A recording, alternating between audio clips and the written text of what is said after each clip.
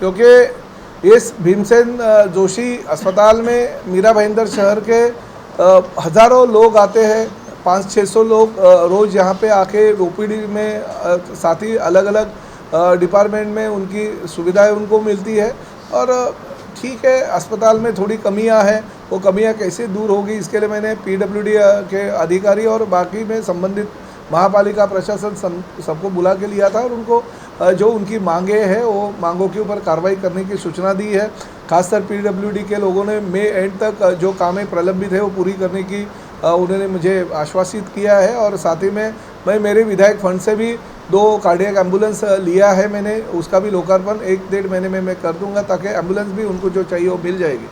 मगर साथ ही में एक बहुत ही गंभीर घटना साथ में आई है, सामने आई है कि यहाँ पे हमारे नरेंद्र मेहता जी जो विधायक है और हमारी महापौर उपमहापौर इनकी उपस्थिति में 27 मार्च को सुबह एक कार्यक्रम हुआ। 1,65,00,000 रुपए की जो दवाई है जिसकी एक्सपायरी डेट ये 30 मार्च है, ये 30 मार्च में एक्सपायर होने के बाद वो उन्होंने कुछ भी ऑफिशियल प्रोग्राम नहीं था, मगर ये सभी लोक प्रतिनिधि यहाँ पे आए, हमारे अस्पताल के लोगों को उन्होंने बोला कि कार्यक्रम करना है, ये दवाई हम आपके अस्पताल के लिए ले आए। तो ये दवाइयाँ उन्होंने दे दी है। जो ये फाउंडेशन जो है सक्षम फाउंडेशन, ये फाउंडेशन के माध्यम से हमारे उप महापौर के कोई पहचान वाले हैं या संबंधित है पता नहीं है, ध्रुव किशोर पाटिल जी ने ये सब दवाई यहाँ पे लाई है, ऐसा सभी लोगों का, हमारे अस्पताल के प्रमुख लोगों का कहना है। तो ये कार्यक्रम किया गया, किसी को पता नहीं, और कार्यक्रम करके वो दवाइयाँ ज़बरदस्ती यहाँ पे लाई गई। जो 1,65,00,000 रुपए की दवाई, उसमें से 1,000 की दवाई भी इन्होंने मांगी नहीं थी। क्योंकि कैसा होता है कि जब भी रिक्वायरमेंट रहती है तो हमारे अस्पताल के प्रमुख शासन को मांग करते हैं और वो शासन से आते हैं। कोई एनजीओ रहता है तो एनजीओ के माध्यम से कुछ अगर दवाइयाँ आती है तो पहले उनको लिखित स्वरूप से कौन सी दवाई लेके आने वाले हैं, कौन से रखने वाले हैं, कौन सी दवाइयों की ज़रूरत है उसकी जानकारी लेनी पड़ती है। कुछ भी नहीं हुआ, रिकॉर्ड पे कुछ भी नहीं, कागज़ पे कुछ भी नहीं। उनको इनवॉइस मांगा गया तो उन्होंने दिया नहीं, हमारे डॉक्टर स्मिता आड़े जी ने।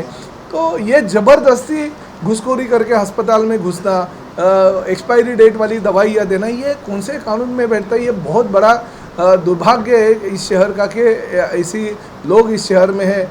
और मैं यही कहना चाहता हूँ कि ठीक है, मैं डॉक्टरों का धन्यवाद दूंगा, क्योंकि अगर उनको पता नहीं होता और उनको पता नहीं चलता क्योंकि एक्सपायर होने वाले और उसमें से कुछ दवाई अगर पेशेंट को दी जाती थी तो और पेशेंट्स की अगर जाने जाती थी तो जिम्मेदार कौन? तो ये हमारे डॉक्टर लोगों को मैं धन्यवाद दूंगा कि उन्होंने ताबड़तोब जो सक्षम फाउंडेशन है उनको लेटर दिया, हमारे जो डिस्ट्रिक्ट के जिला के शल्य चिकित्सक है उनको लेटर दे दिया, साथ ही में हमारे जो उनके डिपार्टमेंट के प्रमुख है उनको इसके बारे में बता दिया। तो ये जो है वो कार्रवाई तो होती रहेगी, मगर ये गंभीर घटना है। मीरा भाईंदर शहर में भी राज्य में पहली बार ऐसी घटना घटी है कि एक्सपायरी डेट वाले और जो मांग की नहीं गई थी वो दवाइयाँ यहाँ पे लाके ज़बरदस्ती रखी थी। सिविल अस्पताल का ये भीमसेन जोशी अस्पताल के डॉक्टरों को कुछ भी किसी भी चीज़ की पता नहीं था, मालूमात नहीं थी, फिर भी उनको जबरन ये अंदर घुसा के अगर वो दवाइयाँ रखी गई रहेगी तो ये कानूनी अपराध है। मैंने एफडीए के अधिकारियों को बोला है कि तुरंत उसकी जांच की जाए और जो गुनाहगार है वो पंचनामा करके उनके ऊपर गुनाह दाखिल किया। हमारे हिसाब से हत्या से ज़्यादा बड़ा गुनाह हो गया, क्योंकि इसके माध्यम से अगर गलतियां होती तो बहुत सारी हत्याएं हो सकती थी, बहुत सारे लोग जाते थे। मैं एक मिनिट, आंबेडकर साहेब,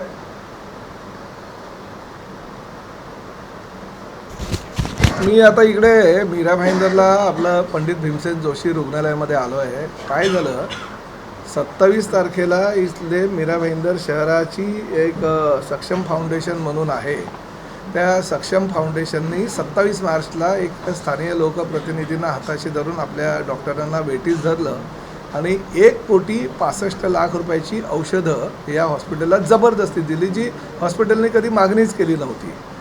आणि नंतर तो कार्यक्रम वगैरे झाला आणि सगळे फोटो सेशन, व्हिडिओ सेशन वगैरे झालं आणि ते गेल्यानंतर डॉक्टरांच्या असं लक्षात आलं, कारण तो कार्यक्रम पण काही पूर्वनियोजित नव्हता।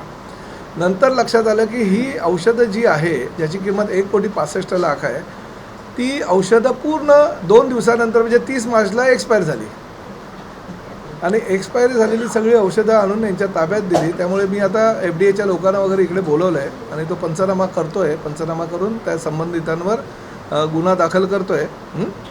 हां, कारण लोकांचे जीव एवढे गेले असते याच्यामध्ये आणि हे कळलं आपल्याला म्हणून मी रेड केली आणि ते आणि सगळे समोर एक्सपायरी झालेले औषधं माझ्या समोरच आहे. तर मी आता आमच्या जाफर तडवी आहेत आमच्या इकडे आपले सिव्हिल सर्जन आणि स्मिता आडे आहेत. तर मी जाफर तडवींना देत होतो, तुम्ही त्यांना सूचना गुन्हा दाखल करण्याच्या सूचना देऊन टाका. एक मिनट. जो चीज़ें है दुरुपयोग है बाकी ये चीज़ें सब होती रहेगी. त्या यानी जो भी है पुलिस इंक्वायरी में जो सच है वो सच आएगा. मगर मुझे यही है कि अगर कुछ होता था तो हमारे सरकार पे आता था, आरोग्य मंत्री के ऊपर आता था. आरोग्य मंत्री को आके यहाँ पे जवाब देना पड़ता था. जिम्मेदारी किसकी है? हमारी जिम्मेदारी है. इस राज्य का मंत्री होने के नाते, महायुति सरकार का मंत्री होने के नाते, मीरा भाईंदर शहर का विधायक होने के नाते लोगों की जान बचाना और लोगों की जान से खिलवाड़ करने वाले लोगों को पुलिस के ताबे में देना, जेल की हवा खिलाना, ये मेरा कर्तव्य है जो मैं पूरा कर रहा हूँ.